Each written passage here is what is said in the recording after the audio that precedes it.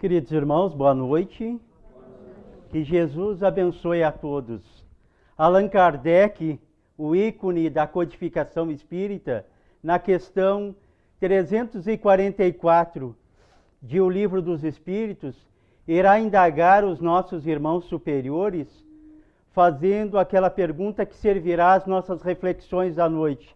Então, Allan Kardec, na questão 344, o Livro dos Espíritos, pergunta em que momento a alma se une ao corpo. E os nossos irmãos superiores irão responder que na concepção. Na concepção, dirão eles, inicia a reencarnação no seu processo físico, que não irá se completar quando do nascimento da criança, mas irá mais adiante, completando lá em torno dos 7 anos de idade. Então, na reencarnação, iniciando na concepção, fará com que a gente possa refletir sobre esse processo, mas especialmente ela se completando mais adiante. Então, a concepção nada mais é do que encontro daquele gameta feminino com masculino, formando uma célula só, chamada célula-ovo ou zigoto, que ocorre essa concepção, esse encontro, no local 1/3 distal do centro do útero, o local chamado de tuba uterina. Ali, então, ocorre esse encontro, fazendo com que surja o zigoto ou célula-ovo. Após isso, algumas horas depois, esse produto migra para o centro do útero. Esse útero irá se desenvolver algumas vezes para aportar aquele ser reencarnante. E é interessante que a gente possa refletir e dizer que a concepção e o próprio processo reencarnatório que se inicia aí tem componentes assim que são componentes espirituais e componentes biológicos. Então, nos componentes biológicos que estão presentes, é aquela reprodução celular, não é? Ou aquela divisão chamada em biologia de meiose. Então, é uma divisão geométrica. Inicia, então, com uma célula, logo após se divide em 2, 4, 8, 16, 32, 64, 128. Muitas vezes, quando a mãezinha nem percebeu que está grávida, já são milhares de células presentes. Mas há componentes espirituais presentes. E esses componentes espirituais vão dizer da presença de um espírito que vem da espiritualidade para aproveitar aquele momento reencarnatório, aquele espírito previamente designado para este fim. E é importante que nós possamos lembrar, não é? E aqui a gente faz um pequeno parêntese, lembrar assim, que neste processo reencarnatório, nós lembramos que nós temos, quando encarnados, um corpo físico, o perispírito ou psicossoma, como diz André Luiz, e o espírito. Quando estamos desencarnados, é o perispírito e o espírito. E o modelo desse corpo que irá se desenvolver ao longo daqueles normais 9 meses de gestação é o perispírito. Através desse modelo é que vai formar os sistemas naquele processo gestacional. Então, esse aglomerado de células que vão sofrendo essa divisão geométrica vai fazer com que ali aproximadamente aos 48 dias de gestação, quando já são milhares de células, não há ainda os sistemas formados, é um aglomerado de células. A partir do 48º dia em diante, começa a haver a formação de sistemas. E aí é importante a gente raciocinar e lembrar que o perispírito, então, é o modelo desses sistemas. É como se, a partir do 48º dia, alguém dissesse assim, eu preciso de 1000 células para o sistema nervoso. E as células vão para o sistema nervoso. Eu preciso de 2000 células para o sistema músculo-esquelético. E as células vão para lá, formando aqueles sistemas. Eu preciso de 2000 células para o sistema cardiorrespiratório. E as células vão para ali, formando então aqueles sistemas que vão fazer com que normalmente aos 9 meses, não é, de gestação, a criança nasce. E aí, quando ela nasce, não está completada a reencarnação. Ela vai até mais ou menos 7 anos de idade. E tem algumas coincidências, entre aspas, aqui, daquilo que está descrito dentro da doutrina espírita, especialmente de alguns livros de André Luiz, pela mediunidade de Francisco Cândido Xavier, e aquilo que a biologia e a psicologia hoje estão nos demonstrando. E interessante que essas coincidências, que estão especialmente lá no livro Missionários da Luz e no Mundo Maior, com aquilo que a biologia e a psicologia nos mostram hoje.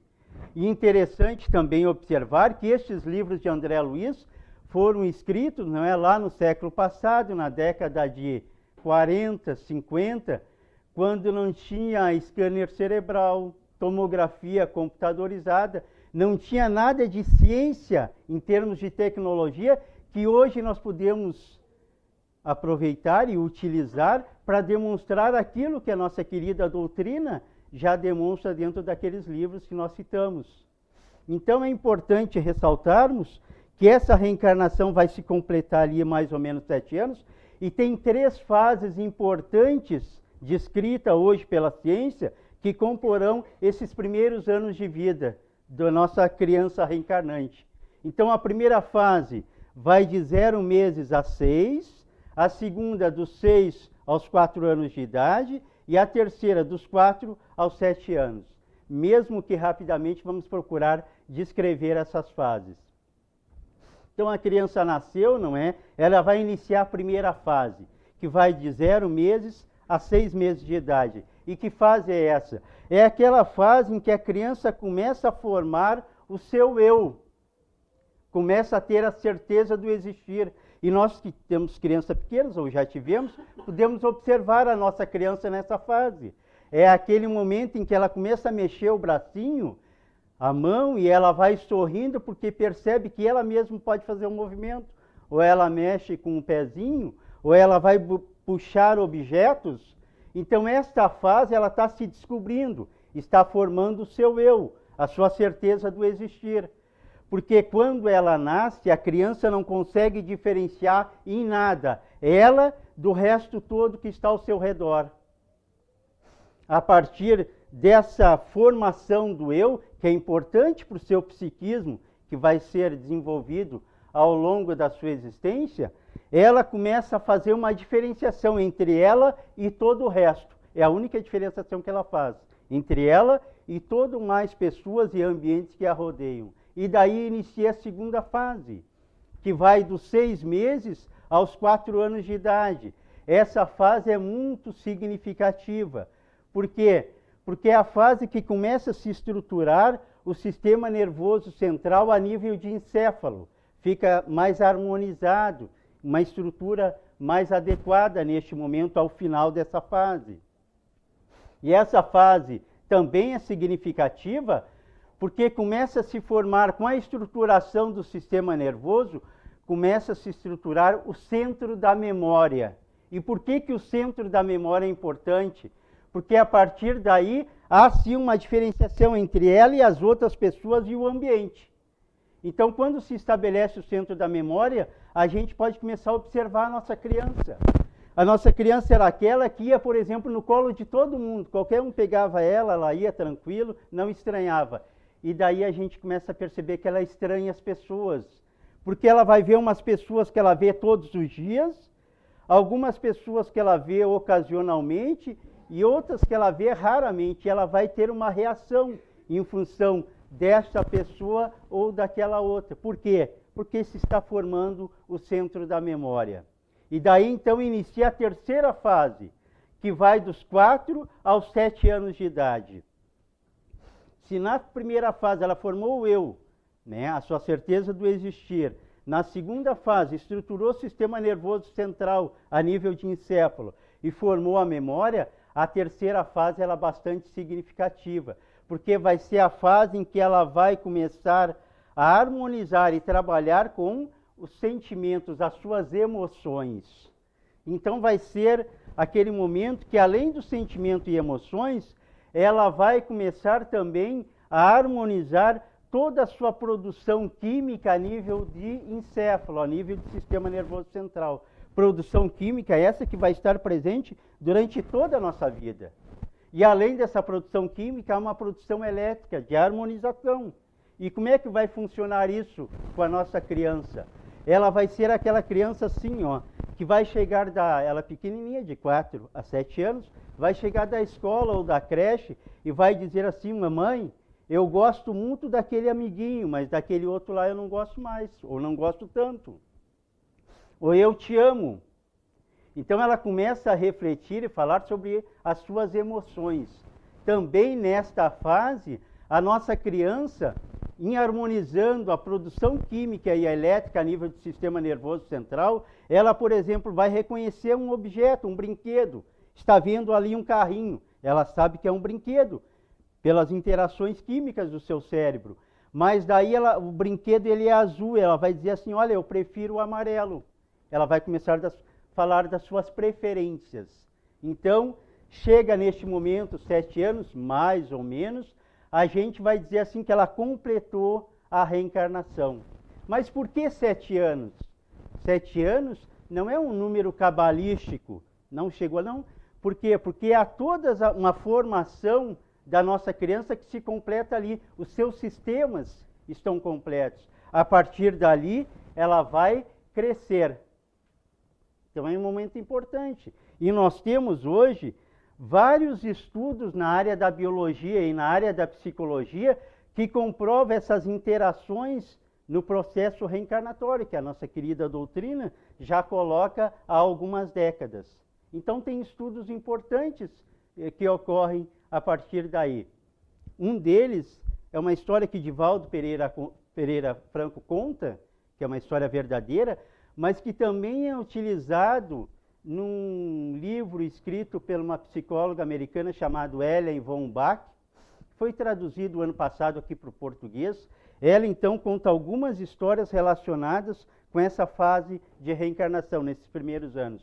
E essa história contada por Divaldo e pela doutora Ellen é sobre aquele casal, não é, americano, que tinha um filhinho de 5 anos, e eles cooperavam, né, faziam doações vultosas econômicas para um hospital universitário vinculado à Universidade de Nova York.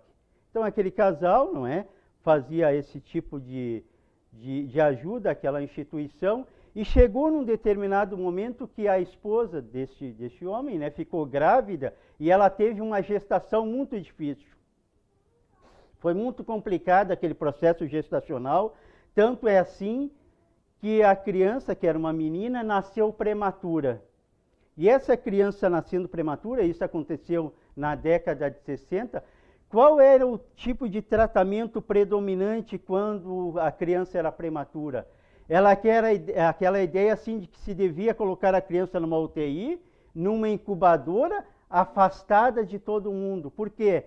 Porque a criança prematura, normalmente ela está presente assim com dificuldades cardíacas, dificuldade respiratória, não mantém uma temperatura ideal e também ela tem um baixo sistema imunológico. Então, por que se colocava na UTI e protegida numa incubadora?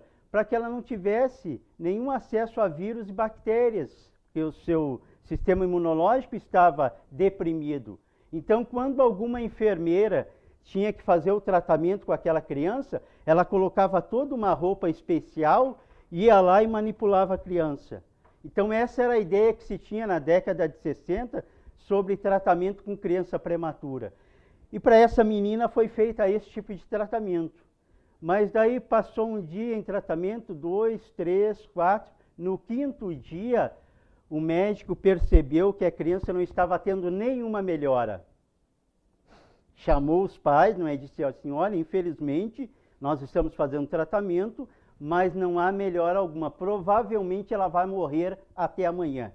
Ela não passa de amanhã. Os pais ficaram extremamente tristes, não é? Foram para casa e começaram a conversar na frente do menino de 5 anos sobre aquela situação. E ele perguntou: o que vocês estão falando? Daí explicaram, né, para o filho: olha, infelizmente a tua irmãzinha está muito mal e o prognóstico não é bom, né? Daí o menino diz assim: mas eu quero conhecer a minha irmã. E eles pensaram: mas como conhecer, não é? O menino de 5 anos ir no hospital, entrar numa UTI, é praticamente impossível, mas ao mesmo tempo eles refletiram: ela não vai morrer mesmo? Então vamos permitir que o nosso filho vá conhecer a maninha. falaram com a direção do hospital, com o médico responsável, ele permitiu que o casal e o filhinho fossem ver a irmãzinha dele. Eles foram então naquela determinada manhã, entraram na UTI, chegaram próximo à incubadora, abriram a incubadora, e quando abriram, o menino coloca a mão na irmãzinha dele e diz: "Oi, raio de sol!" E começa a cantar uma musiquinha que ele cantou ao longo da gestação da mãe. Quando ele alisava a barriguinha da mãe, cantava aquela musiquinha. Quando ele fez isso, se notou que os batimentos cardíacos começaram a pulsar mais harmoniosamente. Perceberam também que o processo respiratório começou a melhorar. Chamaram o médico, né? E o médico não soube o que estava vendo, só soube que efetivamente tinha uma melhora ali. E disseram assim para o casal, para o menino: "Voltem ao meio-dia." Eles voltaram ao meio-dia, entraram na UTI, chegaram próximo à menina, né? O mesmo procedimento, ele colocou a mão, começou a cantar, os níveis todos melhoraram, o médico ficou impressionado com aquilo e disse assim: "Voltem à noite." Voltaram à noite, a mesma coisa, as mesmas melhoras. Passou 5 dias, a menina saiu da UTI. Passaram 15 dias, ela teve alta do hospital, mas na verdade ninguém soube bem ao certo o que tinha havido ali, só se soube que ela melhorou. Daí o que o casal resolveu fazer? Toda aquela quantia em dinheiro que eles doavam para aquela instituição, eles pediram que todo aquele volume de recursos fosse utilizado na pesquisa com crianças prematuras, para que se percebesse técnicas e melhoras que possam ser utilizadas com crianças prematuras. E daí surgiram vários tipos de resultados em função dessas pesquisas. Um desses resultados, certamente vocês conhecem, que é aquela ideia do bebê canguru, né? Qual é a ideia do bebê canguru? É aquela assim, quando a criança é prematura, não se deve afastá-lo do convívio da mãe, mas ao contrário, trazer a criança para o convívio materno. Porque em contato com a mãe a criança melhora, né? E não é em contato com qualquer mulher, não basta colocar com a enfermeira ou com outra mulher qualquer, tem que ser com a mãe. E estatisticamente a criança melhora. E daí se percebeu nisso que a criança estava reconhecendo quem era a mãe. Pensaram que talvez fossem pelo cheiro, pela voz, mas ao mesmo tempo que disseram que a criança estava reconhecendo a mãe, se pensou assim: mas como reconhecendo? A biologia não aceitou isso. Por quê? Quando é que acontece a formação do centro da memória? Lembram das fases? É dos 6 meses aos 4 anos. Antes disso ela não tem memória, então ela não tem como reconhecer. Isso a biologia diz, mas a medicina diz assim, ó, é estatística que a criança melhora. Estatisticamente ela melhora. Então, entre essa discussão entre a biologia e entre a medicina, sobrou para nós espíritas. Por que sobrou para nós espíritas? Porque ali, junto daquela criança, tem um espírito que reconhece, sim, perfeitamente quem é a mãe. E em reconhecendo, vai ter aquela reação, melhorando todos os níveis, não é? A nível corporal. Tanto é assim este reconhecimento, que tem uma técnica em psicologia que é reconhecido pelo Conselho Federal de Psicologia, chamado regressão hipnótica da memória à vida intrauterina. Que técnica é essa? É aquela técnica que alguns psicólogos utilizam em seus consultórios, em que normalmente algum adulto vai lá para consultar e tem algum trauma, alguma dificuldade, e o que o psicólogo faz? Ele começa a regredir, né? Vai regredindo, até chegar à vida intrauterina. E muitas vezes esse trauma foi uma situação emocional vivenciada naquele momento. Mas daí a biologia diz assim, mas como dificuldade emocional a vida intrauterina? Lá no útero, o feto ele não tem nenhuma emoção. Lembram das fases? A emoção vem dos 4 aos 7 anos de idade. Como é que ele vai ter emoção lá durante o ciclo que está na barriguinha materna? E entre essa discussão, então, entre a biologia e a psicologia, que estatisticamente mostra que a criança está melhorando, sobra para quem? para nós espíritas também, porque nós sabemos que naquele momento da gestação há um espírito que está presente ali e está, né, se vinculando molécula a molécula àquele corpo que está em formação. E este espírito, por óbvio, que vai lembrar das situações vivenciadas. Então, muitas vezes, o trauma vem dali de uma mãe que queira abortar, por exemplo, faz até a tentativa para tal. Ou o trauma vem daquela questão da mãe não aceitar a gestação, não é? Ou então a mãe lamentar estar grávida por qualquer motivo. Então isso são situações que o espírito que está presente ali perfeitamente pode perceber e internalizar aquilo para dentro de si, levando para a vida adulta aquelas dificuldades vivenciadas naquele momento. Então essas perspectivas reencarnatórias nos dão uma outra visão da vida. E a doutora Ellen von Bach conta uma história bastante interessante, que passou aí na década de 60, também na cidade de Nova York. Ela conta, então, daquele menino chamado Peter, não é? Aquele casal, então, que vivia em Nova York, teve o desejo, né, de que viesse uma criança, um filho. A esposa ficou grávida e nasceu um menino, Peter. E era um menino extraordinariamente lindo e inteligente, não é? Então, aquele menino era o encanto daquele lar. Quando ele tinha mais ou menos assim um aninho, ele começou a ter verdadeira paixão por tudo que se relacionava a bombeiro. Tocava lá o carro de bombeiro lá adiante, ele já ficava agitado aqui. No quarto dele, todos os motivos de brinquedo eram voltados para o bombeiro. E lá tinha um bonequinho chamado Mark, não é? E ele contava as histórias de Mark, dizendo que ele salvava Mark, o comandante dos bombeiros, salvava as crianças, que era uma pessoa muito destacada na sua profissão, enfim, que era uma pessoa que trabalhava com muito amor naquela atividade. Aquele menino foi crescendo e era comum, quando ele tinha 3 anos de idade, o casal, não é? A família ia visitar uma outra família e aquele menininho de 3 anos, a primeira coisa que ele fazia quando chegava na casa das pessoas era assim: olá, tudo bem? Vocês têm prevenção contra incêndio aqui no prédio? As pessoas ficavam olhando. Ou então ele gostava de falar sobre o modo de prevenir incêndios florestais. Ele ficava 1 hora falando sobre isso e as pessoas olhando para aquele pequenininho falando sobre isso. Então, Peter era um menino extraordinário. Era comum também na década de 60 se fazer exame de teste de QI, consciente de inteligência, para comprovar o nível de inteligência das crianças. E Peter se submeteu a este teste e ele tinha um QI simplesmente extraordinário. Tanto é assim que o casal, não é, foi orientado a colocá-lo numa escola especial para crianças bem dotadas intelectualmente, né, em termos de inteligência. E Peter foi efetivamente para aquela escola. Fez o teste, passou muito bem, começou a frequentar a escola. E indo tudo bem com ele, não é? Quando num determinado momento ele começou a ficar algo triste. Já não queria mais participar como participava antes, ficava arredio às atividades.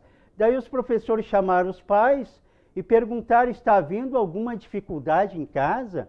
Porque Peter está regredindo. O casal disse: olha, está tudo bem, não tem problema nenhum. E continuou, não é? Daquela tristeza o menino foi para a depressão. Já não queria se alimentar. E quando alguém perguntava: mas Peter, por que tu não quer te alimentar? Eu estou muito triste para me alimentar. E foi se agravando aquele caso, não é? Até que os professores orientaram os pais: olha, tem que levar ele no psicólogo. Ele está muito mal, não é? Está regredindo muito, está num estado depressivo considerável. E daí o casal contrata a doutora Ellen von Bach, psicóloga, né, que iniciou um tratamento com Peter. E o tratamento foi indo, e num determinado momento a psicóloga chamou o casal e disse: olha, infelizmente ele não está melhorando, o caso dele é grave. Nós vamos ter que dar algum medicamento a ele. E daí o casal não aceitou, não é?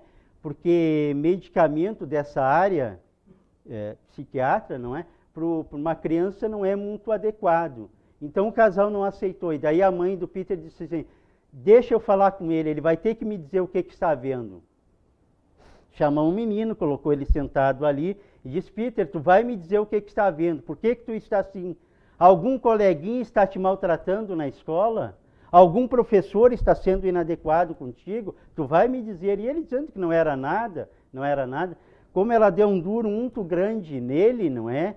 Ele resolveu falar, ele disse, mãe, eu sou teu filho Peter, mas eu também sou o comandante dos bombeiros Mark, e eu estou com muita saudade dos meus filhos. Ela parou e disse, olha a fantasia, ele está levando a fantasia ao extremo. E ela ficou muito brava. A partir de hoje não quero mais que ninguém fale em bombeiro aqui em casa. Vamos tirar todos esses brinquedos relacionados a bombeiro. E ela foi e falou com a psicóloga dizendo o que é que o menino tinha dito, que era o comandante Mark, não é? E daí a psicóloga chamou o Peter, colocou ele sentado lá e disse, então quer dizer que tu é o comandante Mark dos bombeiros? Ele disse, eu sou o comandante Mark. Mas me fala mais sobre o comandante Mark. Olha, o comandante Mark vivia aqui em Nova York, ele morreu há algum tempo atrás. Ele tinha uma esposa, ele tinha 3 filhos, ele tinha esses amigos. O número do seguro social dele era este. A psicóloga pensou com ela própria, olha, eu já vi fantasia, mas fantasia tão rica como essa é a primeira vez, né? Chamou a família, quem é que está transmitindo todas essas informações para o menino? O pai e a mãe disseram, olha, nenhum de nós está transmitindo nada. Então assim, ela pediu licença para fazer um tratamento radical com o Peter. Ela disse assim, eu vou fazer um tratamento bastante radical. Eu vou colocar frente a frente as suas fantasias. Então ele vai ver assim que não pode ser verdade essas coisas que ele está falando. E o que ela resolveu fazer? Ela resolveu pesquisar para ver se existia o comandante Mark. E olha a surpresa, existia o comandante Mark, ele era casado, ele tinha 3 filhos, ele vivia em Nova York, né? Então daí ela resolveu radicalizar, ela combinou com a mãe do Peter, vamos fazer o seguinte, eu vou falar com a viúva, vou trazer ela aqui e vou fazer o Peter ficar frente a frente para ele ver que tudo isso é uma fantasia. Por óbvio que essas pessoas todas envolvidas não eram reencarnacionistas, não tinham nem ideia de reencarnação. E a psicóloga então combinou um dia no consultório, combinou com a viúva, com o Peter, com a sua mãe, todos no consultório aquele dia.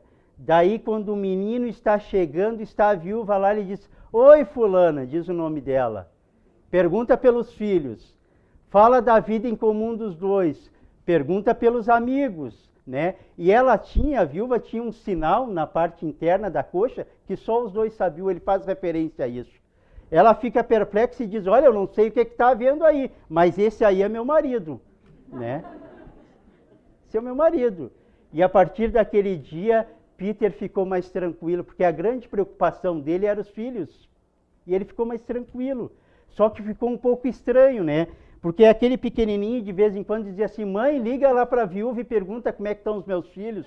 Ficava um pouco estranho, mas fazia isso, né? E daí a doutora Ellen, ela não percebeu bem o que tinha acontecido ali, ela não aceitou aquela situação, ela queria ver o que estava vendo ali, né? Porque algo escapava à sua compreensão naquele processo todo. O que ela fez? Ela resolveu pesquisar nos Estados Unidos quem é que fazia estudos naquela área. E daí ela descobriu uma psiquiatra de Los Angeles, não é? Conhecida nossa aqui do Brasil, porque tem vários e vários livros traduzidos por português. Essa psiquiatra era reencarnacionista, ela desencarnou alguns anos atrás. Essa psiquiatra se chama Elizabeth Kübler-Ross. Elizabeth Kübler-Ross trabalhou durante toda a sua vida na área da psiquiatria, mas ela tinha essa ideia, não é, reencarnacionista. Então ela entrou em contato, a doutora Ellen, com a doutora Elizabeth, e a doutora Elizabeth explicou detalhadamente para ela o que era a reencarnação. E no fim da conversa, a doutora Ellen ainda perguntou, mas eu devo dar algum medicamento para o menino? A doutora Elizabeth disse, não dá medicamento algum, que o medicamento acaba atrapalhando. Fica tranquilo que ele vai cada vez falando menos e vai esquecendo disso. Por que vai esquecendo? Porque vai se completando a reencarnação, né? E com Peter ocorreu exatamente isso, né? Ele cada vez falava menos nos filhos, menos na viúva, menos na sua vida de relação anterior. Foi cessando, quando viu ele não falou mais, né? Porque completou a reencarnação. Então é bom que a gente perceba, né, que a reencarnação, na verdade, é um processo que no nosso dia a dia, na vivência com as nossas crianças, a gente vai percebendo a importância deste fato.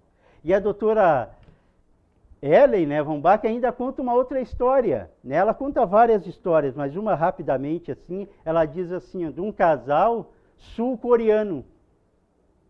Esse casal sul-coreano tinha um menino de 9 meses de idade, né?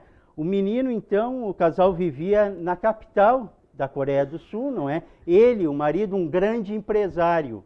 E daí o que ocorreu? Este marido foi convidado para trabalhar no interior da Coreia, não é? Continuar seu trabalho. Então a família mudou para lá. Mas só que na mudança, a esposa estranhou muito a cidade, estranhou muito a mudança da sua vida, e ela então entrou em depressão. Ela chorava, se lamentava por ter mudado de cidade, não é? Então eles estavam nessa situação assim. Quando numa determinada tarde, ela liga chorando para o esposo, e ele quis saber o que estava vendo, e ela disse assim, o nosso filho falou comigo. E ele disse, mas como falou? Ele tem 9 meses, como falou? Né? Não, ele não falou, é que tu está nervosa, tu está num estado de transição, né? Se adequando a essa nossa nova realidade. Para aí que eu vou em casa. Ele foi em casa, né? Começou a conversar com ela, começou a acalmá-la, né? Enfim, ela ficou mais calma. Quando ela ficou mais calma, ele disse assim, eu vou lá brincar com a nossa criança. Colocou uns brinquedinhos lá no chão, colocou a criança lá e ele foi brincar com ela. Ele está brincando com a criança quando ele comenta assim, olha só, tua mãe dizendo que tu falou com ela. Pois é, pai, mas eu falei mesmo. Né? Ele ficou perplexo. Aquela criança, aos 4 anos de idade, falava 4 idiomas. Foi feito um teste de QI, foi constatado o maior QI da Terra. Né? Se vocês colocarem no Google lá, vai aparecer um nome estranho de sul-coreano. Né? Era aquela criança ali, mostrando então o processo de reencarnação. E para nós espíritas, este processo ainda torna de uma importância maior. Por quê? Porque Allan Kardec já percebeu isso, tanto é assim que ele formula uma questão para a espiritualidade superior, a questão 383, Livro dos Espíritos. Por que da importância da criança passar pelo estado de infância? Né? E o que a espiritualidade responde? É justamente nesse momento que ela está mais propensa ao processo educacional. É justamente neste momento. E por óbvio, quem é responsável pelo esse processo educacional? Os pais, as pessoas que são responsáveis por ela. Mas a nossa casa espírita tem um papel também bastante importante. Por quê? Porque é através da evangelização. Olha que trabalho maravilhoso. Porque, na verdade, nós não sabemos qual é a realidade da nossa criança. Como foi a encarnação ou encarnações anteriores? Nós não sabemos. Então, às vezes, a gente está recebendo a nossa criança ali, como responsabilidade nossa, de alguém que já ouviu falar muito do Evangelho do Cristo, mas hoje está recebendo essa pureza que é o Evangelho vinculado à nossa querida doutrina espírita. Mas em outra oportunidade, a nossa criança pode ser alguém que pela primeira vez está recebendo essa maravilha que é o Evangelho de Jesus.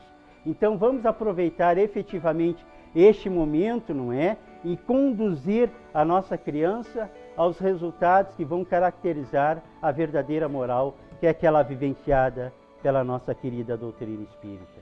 Muita paz a todos.